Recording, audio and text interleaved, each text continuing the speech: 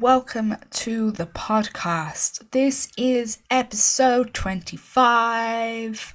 My podcast is a quarter of a century old. Well, like if a century was like 100 podcast episodes. My baby's all grown up. Like I said last week, it is wild to think that this podcast is just, for me, has been going from strength to strength, and I'm so happy with everyone who I've connected with through it, and it's just been one of the best things I've ever done for myself.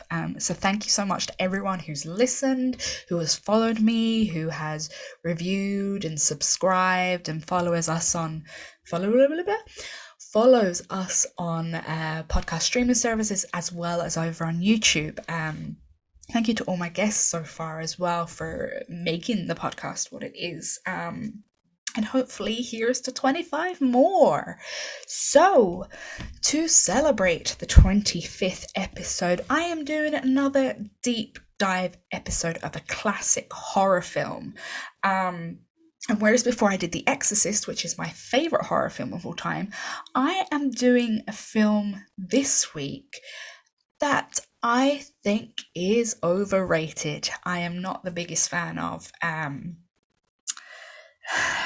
When I say that, it does affect me in some ways. Like, it does get me, but I just think it's not as great as everyone makes it out to be. So this week, myself and my special guest are doing a deep dive of Stanley Kubrick's The Shining from 1980. Obviously based on the Stephen King 1977 novel of the same name.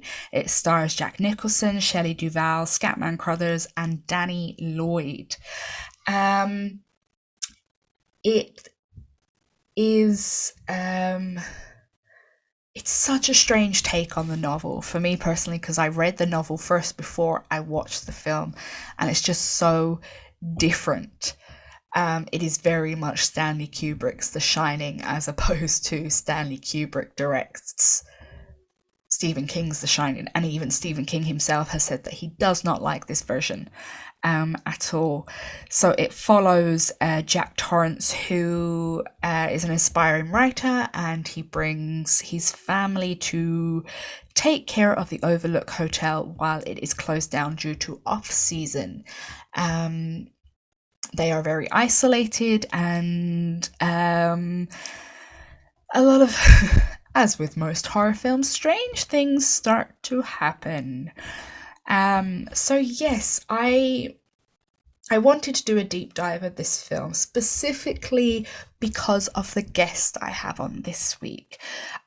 So my guest this week is Lakkaya, who is a writer and an academic. They are a contributor to Ghouls magazine along with myself, and to say that I am a fan of their writing is an understatement. I freaking love their writing. They write a lot about gender studies within horror, a lot of familial and parental studies within horror, and I'm just in love with them as a writer. I'm not going to deny it. So when I approached Lakkaya first to be on the podcast, I said that we would perhaps do an episode on 80s horror. And they were like, I want to do The Shining. I love The Shining. It's my favorite film. And I just thought, I can't really do half an episode on The Shining. It has to be a deep dive episode. So here it is. Here is our deep dive discussion, obviously with spoilers, as is the case with all the episodes of What a Scream. Yes, here it is. My chat with Lakkaya about Stanley Kubrick's The Shining. So I would like to welcome to What a Scream, Lakkaya. How are you? Hi, I'm good. How are you? I'm good. Thank you. I've been so looking forward to our chat for weeks since we first set it up. I've just been really looking forward to it because I'm such a fan of your writing. Thank you so much. Your writing really inspires me to write myself, and it's just I just love all your articles. I'm such a Oh, fangirl of you. thank you so much. That's so nice to hear. I just think it like you really touch on things that you talk a lot about familial units and like parents and mothers and fathers, and I think Yes. for anyone that has perhaps tough relations with their family, it really touches me every time I read your Oh, articles. thank you so much. It's really funny that you say that because I've had questions before with people being like, you write a lot about motherhood and monstrous mothers. How's your relationship with your mom? I'm like, actually, it's fine. Really? That's mad because like I don't have a relationship with my mother at all. Like I don't have anything to do with her, and I just find it so Yeah. almost cathartic reading your writing about monstrous mothers. Yeah, so Oh, thank you for thank you. that. Thank you so much. So for anyone that doesn't know you, would you like to give us a little introduction to yourself and what you do? Yeah. So I'm Lakkaya Palmer. I'm a recent MA Gender Studies graduate, and I'm going to be doing my PhD in film studies this September on ferocious fatherhood in a horror film from the 1970s to present, which will be fun. I've recently started a freelance writing a lot about horror, like monstrous mothers, fatherhood. I touch a little bit on fairy tale characters like Mm. Carrie as the witch, Yeah. which was really fun to write. Yeah. And yeah, that's it. And how did you get into horror?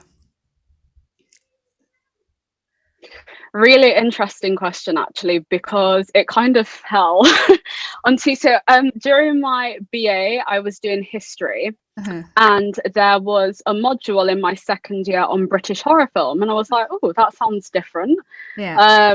Let me take that." And then as soon as I got enrolled on that module, I was like, "Wow, Yeah. this is what horrors are really about." Like Yeah. writing about it. And things. I used to think of horror as something I don't know, when you just watch a film for film's sake, Yeah. but then when you really study and go into the theory, it's like, there's so much, things behind what makes Yeah. a horror film, morals and Yeah. just like societal impact and everything.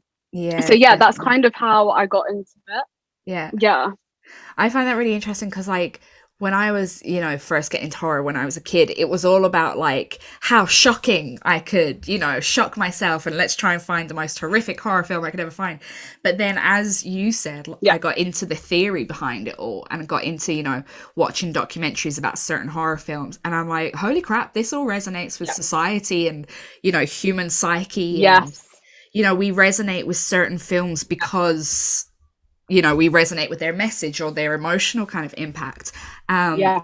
And I don't think a lot of people realize that about horror, that it isn't just like blood, gore, and guts. No. Yeah.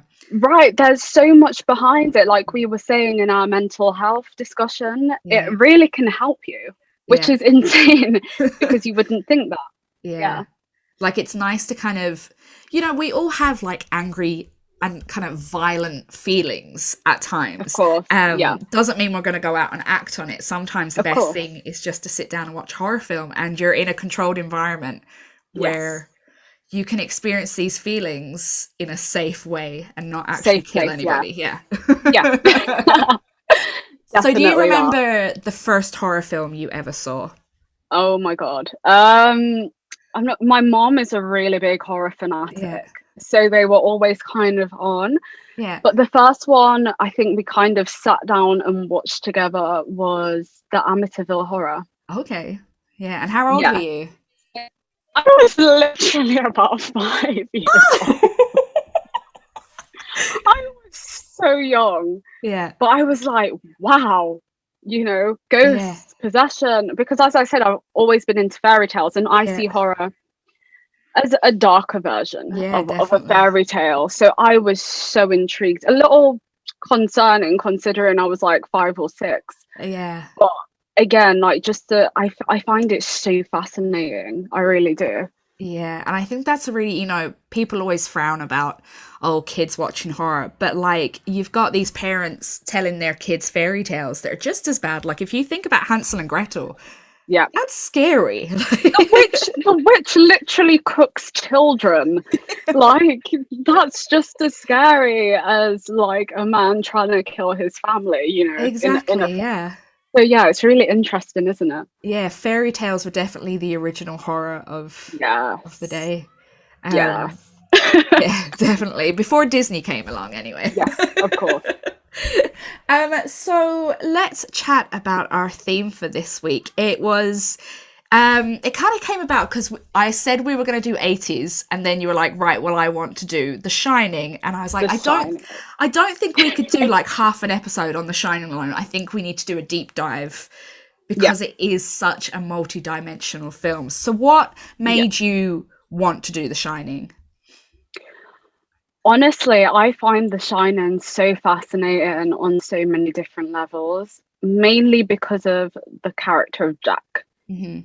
He is such a deep character, not Mm-hmm. only in terms of his alcoholism, his trauma, and his mental health, Mm-hmm. but also I think he kind of is reflective of fathers of that period of the Uh-huh. 80s, Yeah. with like the whole changes to the household dynamic, because it's just on the back of the feminist movement. Yeah. So a lot of mothers were now going to work and, not as confined to the domestic sphere, whereas a lot of fathers now were feeling that pressure, Yeah. right? And I think that's what you see in The Shining, is you see Jack, he snaps Yeah. because of that pressure, I think. So Yeah. yeah, one of my favorite horror films. And I think it's one of the most defining horror films of the 80s, I would say. Yeah, definitely. I mean, like Yeah. I said to you, I'm not a massive fan of The Shining. Yeah. But then when I rewatched it for this, I found a new appreciation for it, I think, from reading about like gender studies. And I Yeah. think what my problem was, because I was always such a Stephen King fangirl, and of course it's not like the book. It's basically Stanley Kubrick's interpretation of the book. And I think Yes. I was always like, it's not as good as a book. But I think, like you said, when you think about the societal kind of reflection within it, and the gender reflection and the toxic masculinity, that it Yes. actually is quite a good film. I must say, It I is. think my mind's Yes. been changed. Woo! That and I'm makes me so happy. and I'm definitely going to touch on later about how it affected me on my most recent watch. But Yeah. before we get into it, do you want to give us a brief-ish synopsis of The Shining? I don't know how brief you can be to chat about this film, but Oh, okay. So a brief synopsis. That's hard. yeah, So it's The Shining is about the protagonist Jack Torrance, who has recently lost his job and takes up a new job of caretaker at the Overlook Hotel. He's accompanied there with his wife Wendy and his son Danny. I guess the film's interpretation is, the hotel is haunted and kind of possesses Jack to be this feral wolf that by the end wants to murder his son and wife. yeah. Yeah. That's pretty much it. Yeah. So let's talk about almost the character of the Overlook first. Yes. I kind of feel like even from the very first scene, we're given such a built-up sense of trepidation and tension. Just, Yeah. like it opens on a lot of rolling scenic, and it's all very isolated. The Yeah. music is terrifying. Yeah. And from the get-go, it's just tension, tension, tension. And it's It like is. it's this introduction to this character of the hotel. Of the hotel itself. Yeah. Yeah. So, what do you think about the hotel as a character? Interesting, because even in its name, the Overlook Hotel, it's like, what does it overlook? It's Yeah. so interesting. And Yeah. because I don't know if this is touched on in the film or if it's mainly in the book, but it's said to be built on an American Indian burial Yeah. ground, which in itself is kind of like this savage past, right? Yeah. The return of the repressed, like it's a place of horror. Yeah. Because in the film as well, the previous caretaker, Delbert Grady, who we see later on in the film, he actually murdered his wife and children there. Yeah. So like you say, from the onset, it's a scary, horrific kind of environment. Yeah. It's the haunted hotel, really, isn't Yeah. it? It is. Yeah. um it's like it's possessed in itself, Hmm. but it's a building, so it's Yeah. really interesting because there is this kind of personification to it. Yeah. Definitely. um which, yeah, it's a character in itself, like you Yeah. say. I mean, and if we talk about Stanley Kubrick's kind of way of personifying this hotel, he does a lot of rolling shots of the characters as they explore corridors, and it's almost as if it's being shot from the perspective of the hotel. The hotel's kind of like spying on these people as they travel through the hotel, and it gives that very like it just gives that really eerie feeling of like someone's always watching you, even if you think you're alone, someone's Yes, watching you. that is quite scary in Yeah. itself, isn't it? Because even with the hotel, there's so many ghosts in it. Yeah. And it is the feeling of you're being watched. And even the way in the first frame, when they Mhm. kind of pull up to the hotel, it's literally like it's staring at Yeah. you as the viewer. And that is terrifying. Yeah. Accompanied by the music. Yeah. Yeah.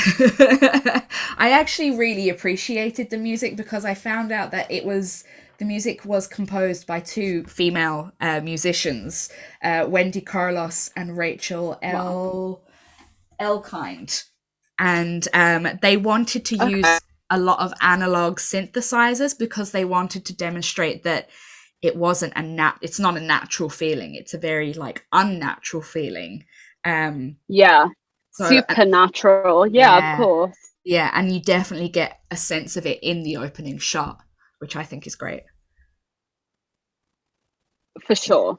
Yeah. And it's so isolated. Like the Mm, hotel itself is just on its own. mm, It's entrapping, it's terrifying. yeah. So yeah. Yeah. And Very scary.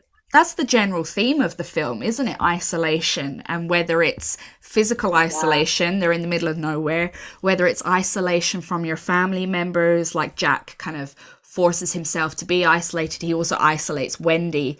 And it's also how Danny feels being isolated, even when we find out in one of the opening scenes, Danny doesn't have a lot of friends because, Oh, he's got these abilities and it makes him yeah. very different, and so he's very isolated, and that just seems to be the general theme of The Shining, is isolation and its effects on the mental. Yeah. Yeah. So how do you feel about isolation and that And theme? entrapment here. Yes. Yeah. Um, yeah. I feel like isolation plays a very big part in it, especially because of Jack's kind of mental isolation. You kind of see him becoming this enclosed character, and as the film progresses, there's less of a dynamic. We see Wendy and Dan, but Jack by himself and his mental isolation, and everything just becomes unhinged towards the end. Hmm. Yeah. And that's quite interesting because the isolation of the hotel in correlation with Jack's mental isolation. Yeah. It's very cleverly done. Yeah. And how do you feel that Yeah. that kind of like Yeah. isolation plays into um, kind of Jack's character, as it is toxic masculinity? It is, he is an abusive figure. We find out from the very get go that he was a drinker and he dislocated Danny's shoulder. So, how do you think that isolation kind of irritates his already quite abusive tendencies? I think the isolation makes it worse, Mm, doesn't it? It's yeah. it's once we see Jack more isolated that we see the abusive tendencies coming out more. Yeah. Like and mental instability as well, with the all work and no play. Like Yeah. that to me is insane. Yeah. Because he's kind of made out that he's working, leave me alone, Wendy. And when Yeah. you see what he's working on, it's like, wow. Yeah. Okay, you've lost the plot. Yeah. So yeah, what are your thoughts on that? Yeah, it's kind of like, so in the book, Jack Torrance was kind of like a normal father, and it was like when Yeah. he got to the Overlook Hotel, because of its, supernatural abilities, because of this idea of like generational trauma that always repeats itself, that's when he Yes. flipped. Whereas in the film, he was always unhinged. And Yes. the isolation in the hotel exacerbates it and makes it Yeah. murderous and a billion times worse.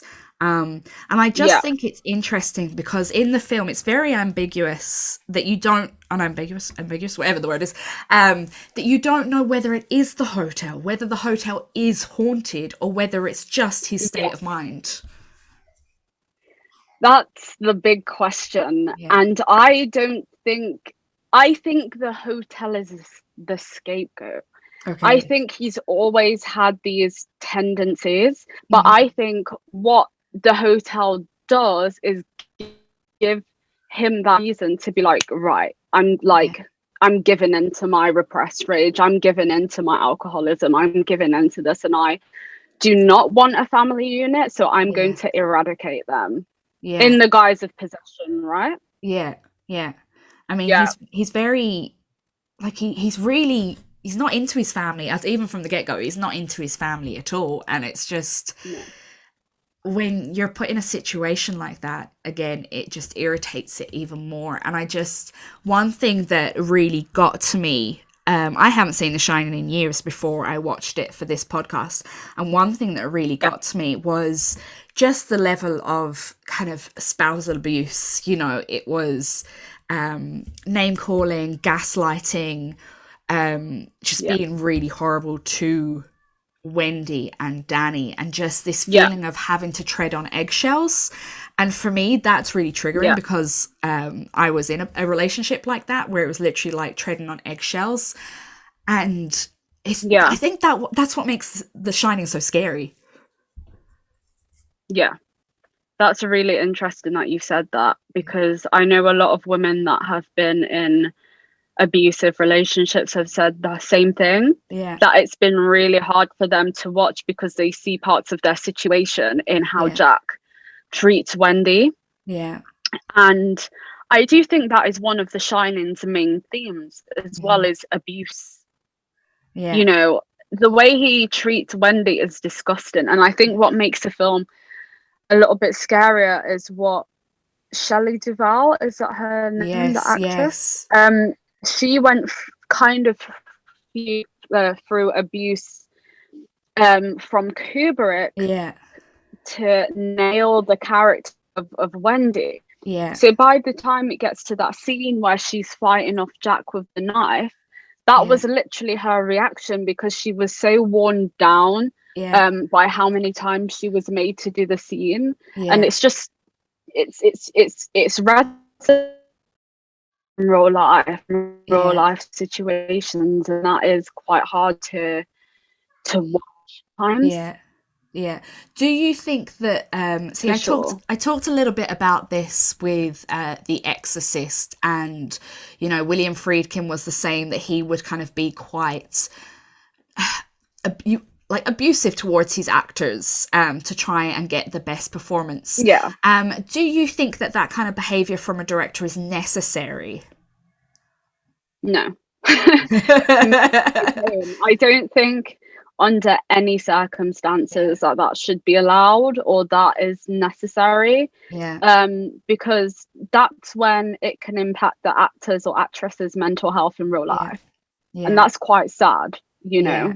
because they're literally imitating the characters Yeah. then. Yeah. So yeah, I don't I don't think that. Yeah. And surely if you've picked out these actors, then they should be good enough to act. They've probably done their research. They've probably, read accounts of what it's like to be in that. They might have been in a relationship like that, whether it was Yeah, like from their parents or from a spouse. And surely if you're going to pick an actor for their talent, then they're going to know how to bring it, and you don't have to abuse them exactly. for it. Yeah, exactly. And that's, it blows my mind, but again, it's kind of, the patriarchal filmmaker or whatever, Yeah. like in terms of throwing their weight around. So that's obviously a negative of The Hmm. Shining, in like the actress's mental exhaustion from Yeah. doing it, and that's something that I always like kind of do take into account Yeah. um on viewing. Yeah. So yeah. Yeah. And I kind of, one thing I picked up on as well in The Shining, and I guess it kind of reflects with Kubrick's behavior as well, is how a lot of the time, women, especially, I'm talking about traditional gender roles here, are expected to take that back seat to their partner's kind of career or their art. You know, they're expected to have to suffer because their partner works, or because he's a Yes. writer and he needs to write, and you know, he Yes. doesn't have to think about caring for his family or anything because it's all about him. And I mean, Yeah. Jack, even when he outbursts, he even says to Shelley, he's like, "Do you ever think about me?" And it's like, all she ever does is think about him and Danny, you know, that kind of way. Yes. And that's one thing that I picked up on, that a lot of the time, people who are in the caring role within the family really do take a back seat to a career or a dream of their spouse. Of course. And it's kind of like filling into the almost the American dream. Like the man is supposed to be the breadwinner that Mm-hmm. earns for the family, and the wife is supposed to take a back seat, look after the kids, look after the house. And that is literally what we see in The Shining. Yeah, Like you say, he's like, Wendy, when you see me working here, that means you get the F out of here and yeah, whatever. And she's like, okay. And it's like, oh my God, yeah, no. yeah, You know, like, no, this isn't how it's meant to be. But obviously, we are looking from a contemporary mm-hmm. perspective. And Yeah, I'm not sure how many women of the time, like of the 80s, were in that position. But yeah, as we know, there are a lot of women that are still in that position now, yeah, um, which is quite interesting that mm-hmm. he takes no primary caregiver role as well in Yeah, terms of dealing with Danny. yeah, Their relationship is almost non-existent. yeah, Um, he doesn't seem to care much for his kid or his wife. yeah, Like you say, from the onset, from when they're driving there, there's a disconnect. It's like he didn't even want to answer them when they were asking him questions. He was like, yep, yeah, nope. Yeah. And it's like, oh my God, this guy does not care for his family or the yeah. family unit at all. Yeah. And just going back to Wendy, like, you know, he says that he's taken on this, you know, this job as a caretaker, but it's Wendy going around and actually doing the job while Jack is just sitting there writing. Writing, Yeah. yeah. But yet we don't know anything about Wendy. We don't know, you know, No. did she have a job beforehand? Who was Yeah. she before she was Jack's wife? You know, Yeah. she's got a very almost two-dimensional character, unfortunately. And Yeah. do you think that was meant, like, to be by Kubrick, or do you think that's just how he wrote this woman? I think it's interesting because in the book, doesn't I think she has more of a past. We know Yeah, that her mother, I believe, was abusive towards her. yeah, So we know that she's suffering as well with some form of trauma. yeah. But in the film, that's not really explored at all. Mm-hmm. And again, I think it's probably how Kubrick meant for it to be. I think the Yeah, star of the show is Jack yeah, and maybe Danny slightly, yeah, but definitely the men. I yeah, feel like women in this film are things to be eradicated. yeah, definitely. Literally, because we Yeah, see, Jack trying to kill Wendy, Delbert Grady killed his twin girls yeah, and their mom.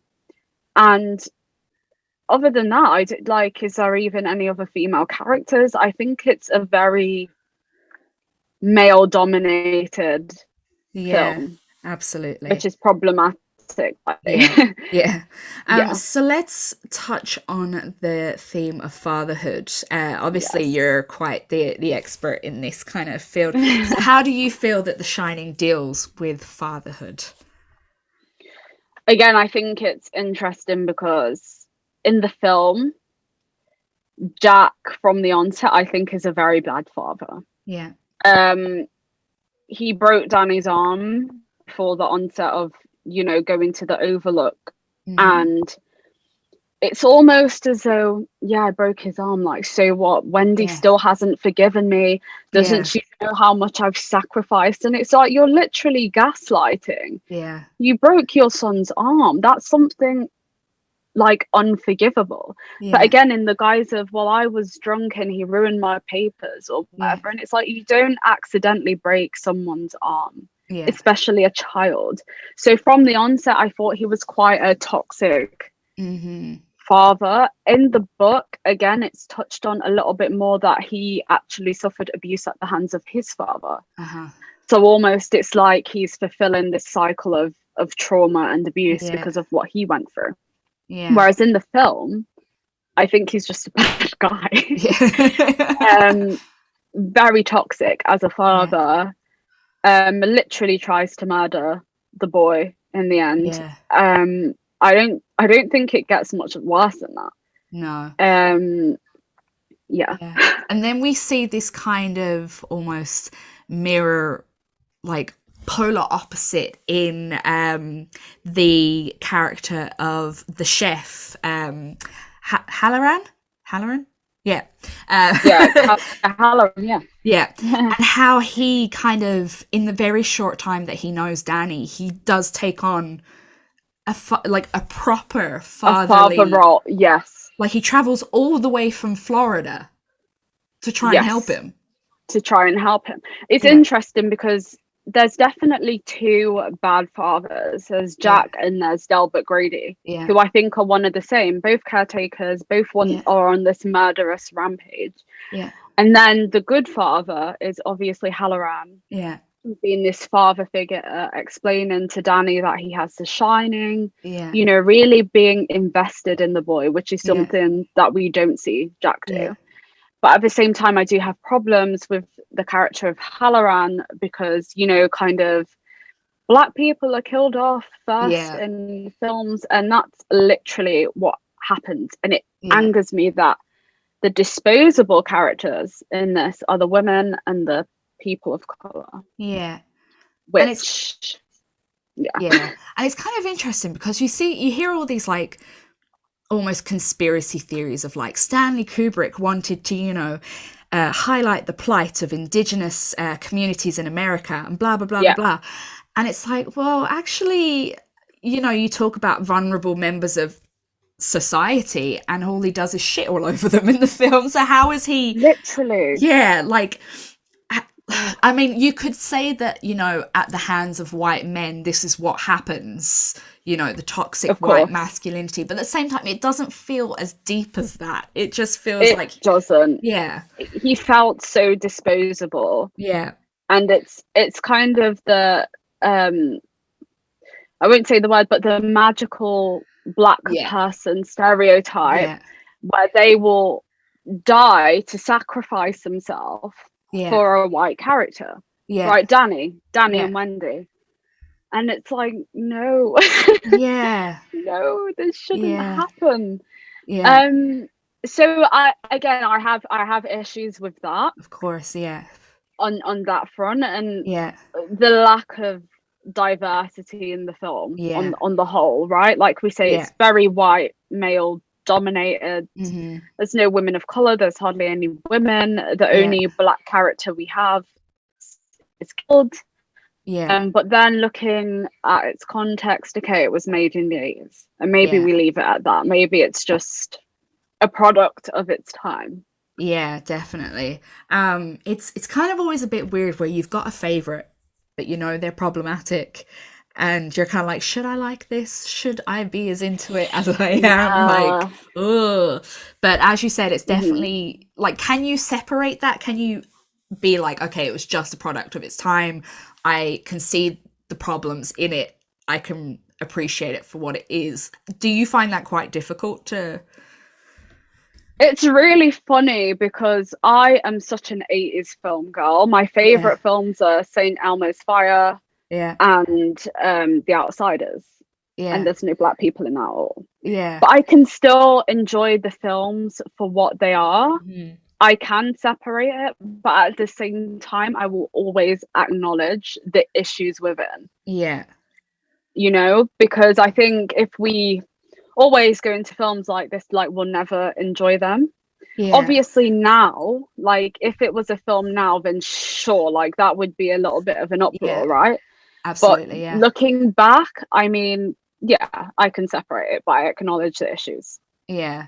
definitely. It's such a hard one because, like, I mean, even when you think of like Roman Polanski and like Rosemary's Baby, and that's such a classic, Yeah. and but he's such a shit person, and you're like, how do I separate that? And you know, I kind of feel like his past films before anyone knew what was going on. You know, it's okay to look back and be like, Yeah. they're great films, but I hope nobody ever works with him again.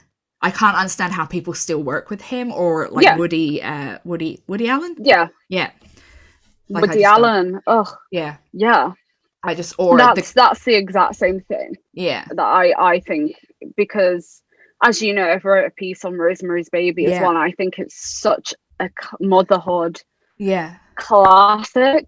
But yeah I do not like Roman Polanski, yeah of and course yeah I have been questioned, why are you, writing about films that are made by such a problematic yeah man? And it's like, because I appreciate the film yeah for what it is, yeah and it yeah was before, like you say, anyone knew anything. yeah So sometimes you have to separate it, I think. yeah definitely. So getting back to the Shining, Yes. how do you feel about the horror element in it? Do you think the Shining is scary from a traditional horror standpoint? From a traditional horror standpoint, no, I Okay. don't think it is. I Yeah. think what is really scary about The Shining is Jack. Yeah. It's Jack. And just seeing the journey of him becoming unhinged. There Yeah. was this particular scene where Wendy and Danny are in the maze, and Yeah. he's just stood there looking out. Yeah. And his facial expression literally gave me nightmares. Wow. It was just like, what amazing performance Yeah. from Jack Nicholson. Yeah. He's Jack as well. Amazing performance from him, but the horror to me was the toxic father. Of Yeah. course, there's horror elements with, the ghosts, the woman Yeah. in the bath, which Yeah. was horrible. Yeah. Danny having the dream about the blood and the Yeah. twins. Yeah. But that didn't freak me out. Okay. I don't know about you. I don't know Yeah. if you think that it's traditionally scary, or if it was like Jack for Yeah. you that made it scary. I don't. I mean, being an adult, like, yeah, it's the more the psychological kind of horror that is Yes. scary. I can imagine being a kid and finding it quite scary, but I really think that whereas in Stephen King's book, it was all about the supernatural, and of course, Stephen King's great at describing things, and Yes. whatever he describes is really creepy and gross. Whereas I think in Kubrick's version, the supernatural horror really took a back seat. It was kind of like, it felt a bit like an afterthought, like, oh, Yeah. we better throw in a bit of blood, like Yeah. yeah Yeah, definitely the same. I think, again, there's a little bit of horror within Jack's treatment of Wendy as hmm well. That's scary. That's yeah horrible. But I think that's us watching it as adults. yeah Whereas if we were maybe 10, or I don't know, even 14, maybe yeah the twin thing would scare us more. yeah definitely. Yeah. So how do you feel that The Shining has made a cultural impact? Do you think it has made much of a cultural impact? I think its cultural impact is huge, Yeah. actually, because I only watched The Shining about 3 or 4 years ago for the first Okay. time. Yeah. But I knew of Jack and the Here's Johnny Yeah. way before. Yeah. And it was actually that image of, the crazy man with his head through the door that made Yeah. me, I'm like, ooh, like, what's this about? This looks interesting. Yeah. And that's me not even, knowing anything about it. I think it's Yeah. still huge. There's still so much references to it. It's Uh-huh. classed as one of the, top 20 maybe horror films of Yeah. all time. I think its cultural impact is insane. Yeah. And because of Doctor Sleep now, which is Mm-hmm. its sequel, you will see, like, I think we're seeing a lot of people maybe reading that and watching that, and then Yeah. now going back to it and watching the original Shining. Yeah. I think it would be really rare to find someone on earth that doesn't know here's Johnny, or know Yeah. like the picture of, you know, him with the head through the door, or the axe and the Yeah. red coat. It's Yeah. just so embedded in cultural It is. psyche Yeah. now, which is Yeah. insane. And do you think that it was kind of the blueprint for the ferocious father figure? It was. Yeah. It was. Yeah. It was actually The Shining that inspired me to look at how ferocity in fathers have Yeah. changed throughout time, because I think with The Shining comes a whole new wave of fatherhood Yeah. films, Yeah. right? I know Amityville was a Mm-hmm. little bit before that, and we see, you know, the dad was possessed and Yeah. killed everyone. Cool. I think that was kind of the blueprint, but I Okay. think The Shining took it to extremes. Yeah. Because if you think of bad fathers, Yeah. Jack is the one that you remember. Yeah. And I think that is down to, in part, maybe Nicholson's performance, Yeah. but also just the impact of Kubrick's work Yeah. as well, because he's huge. Yeah. And then Stephen King. So you've got like three great people embedded into this one film about this deranged father. And I Yeah. think that's what's really made it what Yeah. it is. Yeah. And what do you think of Jack Nicholson's portrayal? Do you think that there couldn't have been any other actor to do it? Like, I know my personal opinion is he freaks the hell out of me. Even just in films like Something's Gotta Give, where, you know, he's playing like this old guy, he still really freaks me out really badly. So what's your thoughts on Jack Nicholson? Right. Hard. I know a lot of people do not actually like him as Jack. Okay. They don't, but I do.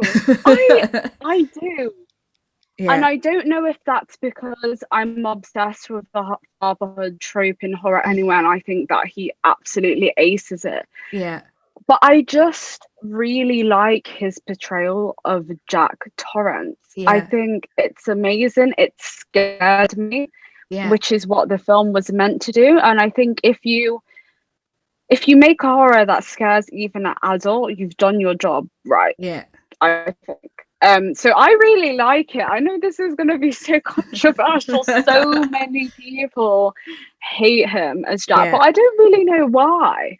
So when I was rewatching it, I was like, oh, I hate him, I hate him, I hate him, I hate him. But then I came to realize that it's because he was so good as Jack Torrance that I hated him.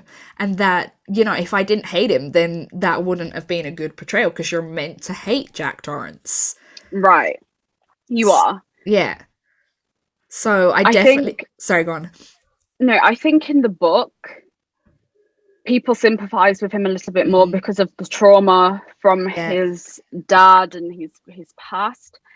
But like you say, in the film, you get none of that background. So automatically, audiences despise him. They're like, Yeah. look at this horrible, horrible man who has abused his son, is abusing his wife, and then on top of that, now is trying to kill them. Yeah.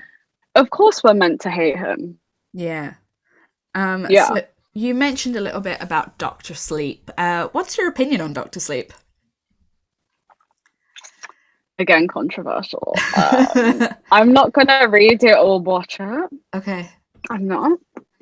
Because I feel like I'm this type of person where sometimes sequels ruin things for me. Mm, yeah. And I just want the beauty of the first film as it is.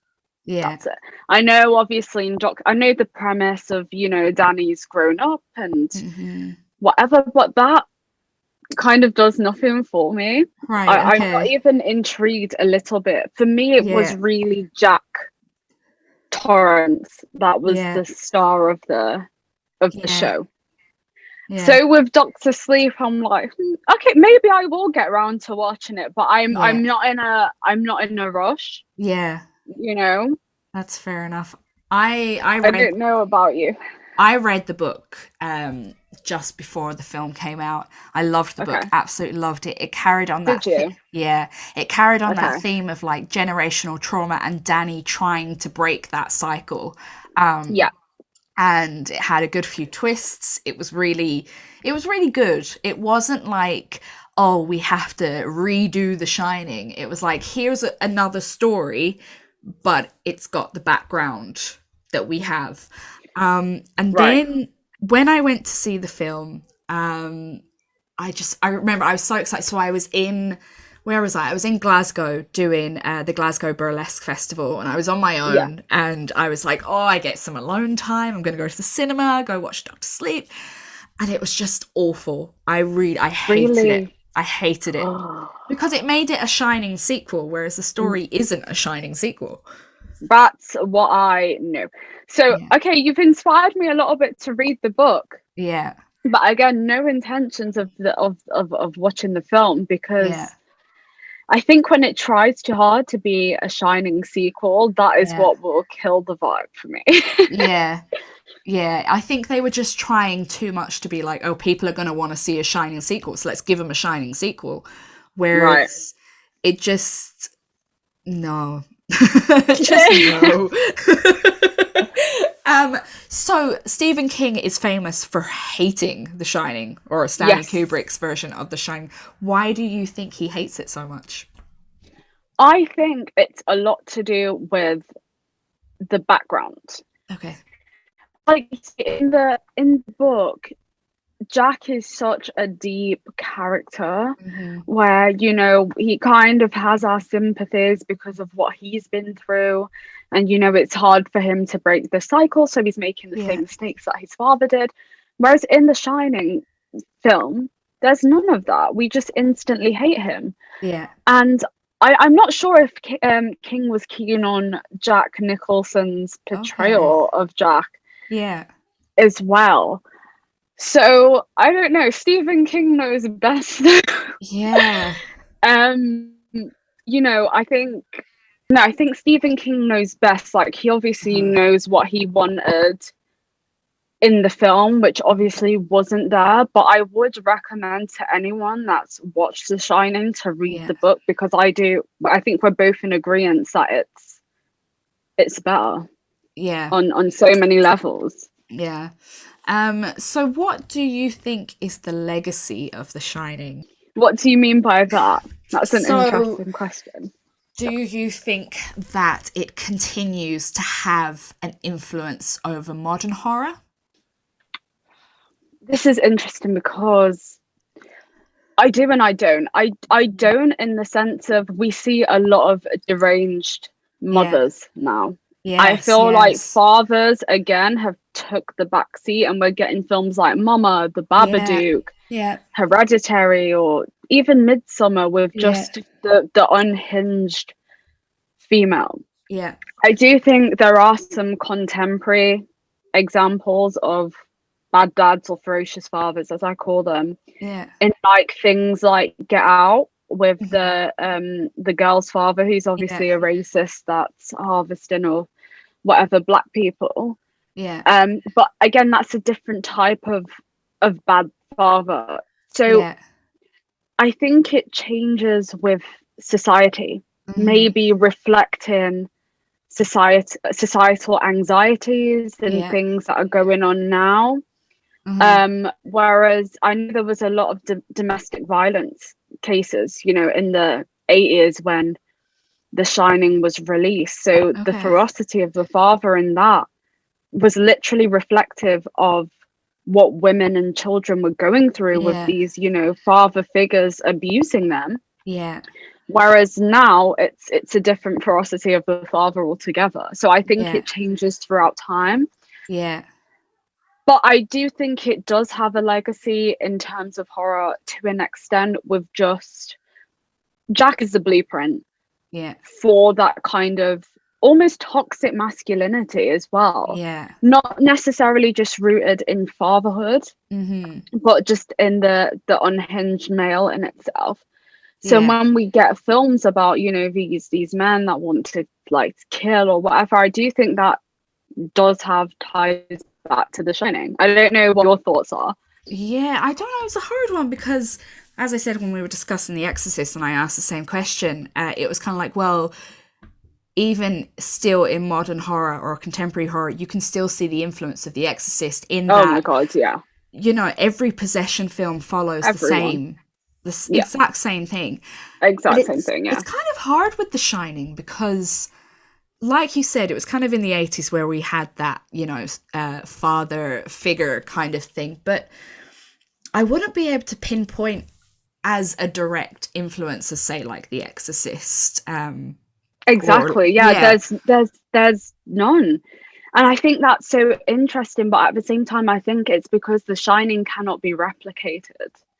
I yeah, don't think, which makes it a legacy in itself. It's such a huge, mm, impactful film yeah, that it doesn't need to be done again. yeah, Although it would be interesting to see kind of a modern version of, yeah.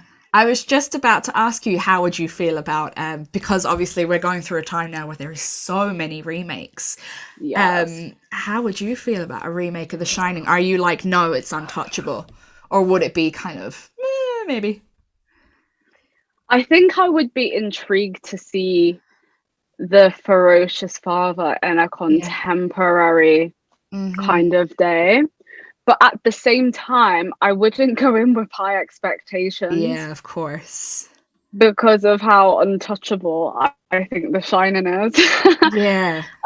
I don't know. What about you? Would you kind of go in like really happy, like wanting to see it, or would you be like, I don't I know. don't It's know? strange because there's a few films that I'm like, don't touch, like, don't ever touch The Exorcist. The Exorcist is my favorite horror film, so I'm like, don't ever touch that. I Yeah, don't think Rosemary's Baby would be a good remake.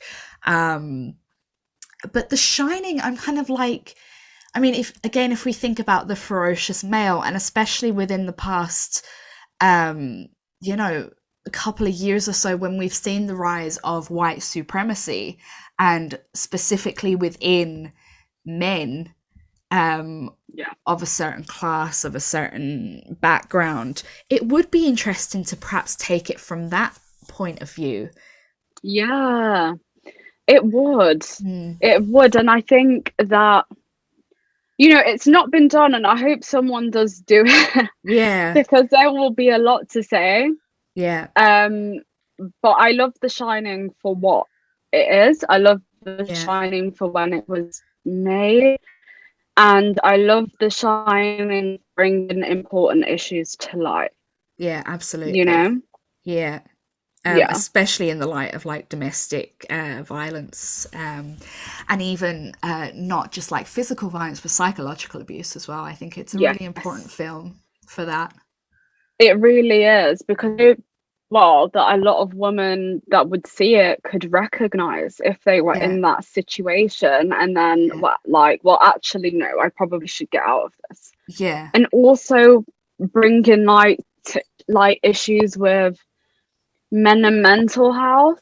I yes, think that men are told to like man up, be a man, like men don't cry, like, yeah, and I feel like once they give into that and keep things in, yeah, this is when mental health could really fall apart. yeah, And people, when they lose it like that, like that's it, there's no going back. So I think it's yeah, really important for men especially to recognize if they're having issues or if they have issues with yeah, trauma or if they're struggling, and to reach out and get the help that they need, because I absolutely, do yeah, think that's so important as well. yeah, and kind of breaking those cycles of generational Yes, trauma. yes, definitely. Yeah. So thank you so much for chatting about The Shining. I think that was a Oh, no great. problem. Yeah, I think it was. I love it when there's like a film that's scary that you can break down into these really interesting subjects. Yeah, there's so much to like talk about with it. I think it's a great film. I Yeah. think that, it's, and there's still even more to unpick than what we've even discussed. Yeah, It's just such absolutely. a deep film, you know? Yeah, I mean, there's loads of like, they have the whole conspiracy theories about Kubrick was talking about the moon landing and all this kind of stuff. There's Yeah. loads of stuff on that. Just a quick note, how do you feel about all those conspiracy theories? I like reading them. I very Yeah. much enjoy reading conspiracy theories, which is a little sad. Because again, it's just another perspective or Yeah, whatever, and it's interesting to think of things from a different angle. yeah. Um, but I try not to be like, The Shining was about the moon landing. Definitely interesting to read though. Yeah, Yeah. definitely. So before we go, I would just like to ask, what is your favorite horror film of all time, apart from The Shining, obviously? Oh, it's so hard. It's so hard Yeah. because I love horror films. I'd say maybe Cabin in the Woods. Okay. I've always said that because Yeah. I just love how it deconstructs Yeah. the tropes of horror. I love Yeah. that aspect of it. Yeah. But I would say for older horror films, then 100% Rosemary's Baby. Yeah. And Oh yeah. what do you think is the most scariest that had you having like the most physical kind of visceral reaction? Out of my favorites or out of all Out of all any, yeah. oh my God. Maybe The Ring, Okay. because I watched that far too young. Yeah. Far too young. And it really, really scared the living daylights out of me. Just, I don't know, just every time I see Wells now, Yeah. I'm like, oh, oh, something's gonna come out and get me. I don't know, what about you? Like, what's your scariest one of all time? Um, I think the only one that I can, cause like I'm one of those hard asses that are like, man, nothing scary. I think the one thing that really stuck with me, that really got me the first time I ever saw it, was the Blair Witch Project, and Really? yeah, and it wasn't so much like everything else, but at the very end where they go into that stone house and she sees her friend just Yeah. standing in the corner, and then the camera drops. That just really freaked me out. For some reason, it just got me. So yeah, Yeah, I think there's always things that like resonate with us that will yeah, scare the living daylights out of us, and we don't necessarily know why. yeah, But some things just stick and they're yeah, hard to get out of your head. yeah, absolutely. So for anyone looking to find you on social media, where can they find you? So my Twitter is Lakkaya P. So just LakkayaP. Mhm. That's the only one I have. Yes, and you're doing a few freelance articles as well, so definitely keep an eye out for that on your Twitter because they're great articles. I love them. Thank you. Thank you so much for joining me tonight. Oh no, it's been really fun. Really fun talking about The Shining. I could have gone on for like 2 more hours. So that was our deep dive discussion about Stanley Kubrick's The Shining from 1980. What did you think of what we discussed? Do you agree with our points? Do you think we should have focused on other points of the film?